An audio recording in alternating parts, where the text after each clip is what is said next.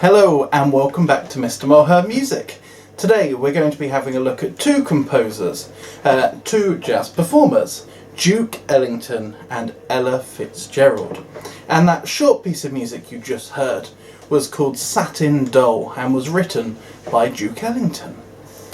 So let's get started with a little bit about Duke Ellington first. So what do we need to know? Well, Edward Kennedy Ellington, better known as Duke, it was a nickname he picked up, was an American composer, pianist and leader of a jazz orchestra. And he led his own orchestra for his whole life. It was formed in 1923 and he was part of that band for over 50 years. Now, Duke Ellington's parents, they were both pianists, very different pianists. His father preferred operatic arias and his mother preferred parlour music, which is kind of like the popular music of the day. So, Ellington started learning the piano when he was just 7.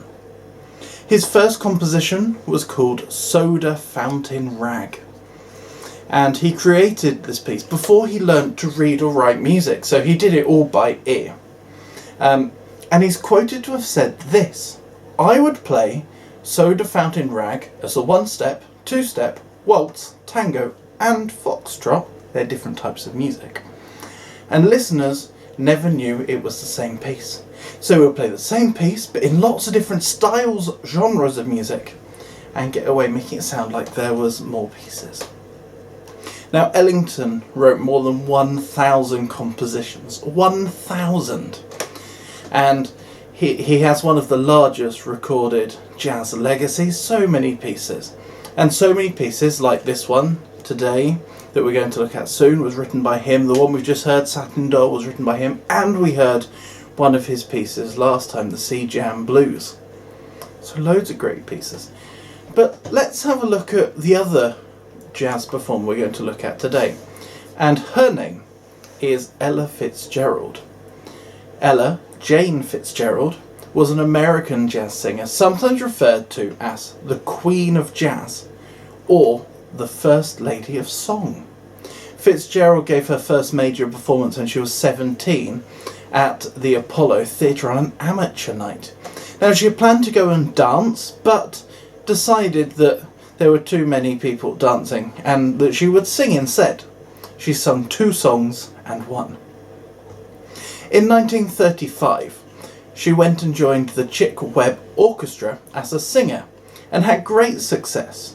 Unfortunately, Chick Webb died 4 years later and Ella took on the role as the band leader. It was renamed Ella and Her Famous Orchestra, and there she was. She recorded nearly 150 songs with that orchestra. Now, she wasn't well known for that as much as some of the different people that she performed with. She performed with greats like Louis Armstrong, Duke Ellington, who we're looking at today, that's a few. But she also appeared in movies and popular guest on TV shows. And she sung some songs that became extremely famous because of the way she sang it, such as Dream a Little Dream of Me and It Don't Mean a Thing If It Ain't Got That Swing, which is today's listening task. Now, the main tune was written by Duke Ellington in 1931 and it was recorded in 1932 with words then added by Irving Mills. Now, if we have a look at the music, I've put a bit up here. It don't mean a thing if it ain't got that swing. The next line is, well, kind of nonsense words. Do-wah, do-wah, do-wah, do-wah, do-wah, do-wah, do-wah. Which, in jazz, we have this thing called scat, where you kind of make up words and tunes as you go along. Ella Fitzgerald's very good at this, and you'll see a bit of that in the piece you're going to listen to. But it kind of adds that sound. It's a very simple tune. I'll play a little bit for you. I just need to make my music a little bit bigger.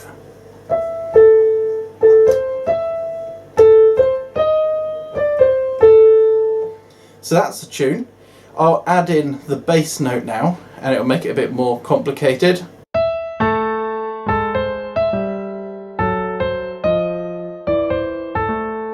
So you can hear how it's slightly more complicated. Now I'm going to add in some chords to build the sound out a bit.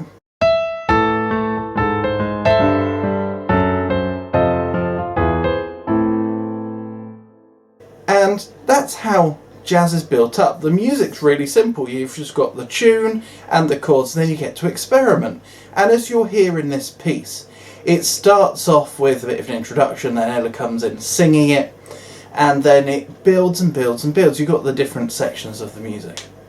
So, I want you to look at how the dynamics, tempo, and instrumentation compare in the Duke Ellington Ella Fitzgerald version with a newer version. You're going to compare it with the version sung by Tony Bennett, who's an American singer, with Lady Gaga. They did that on a jazz album that they released a few years ago. So that's your task. Listen to the Duke Ellington and Ella Fitzgerald version.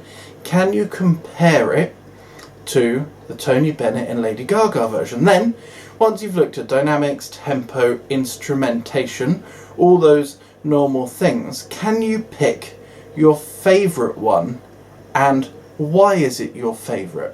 Do you prefer the way it's sung? Do you prefer the instruments that's used? That is your challenge for today. It don't mean a thing if it ain't got that swing.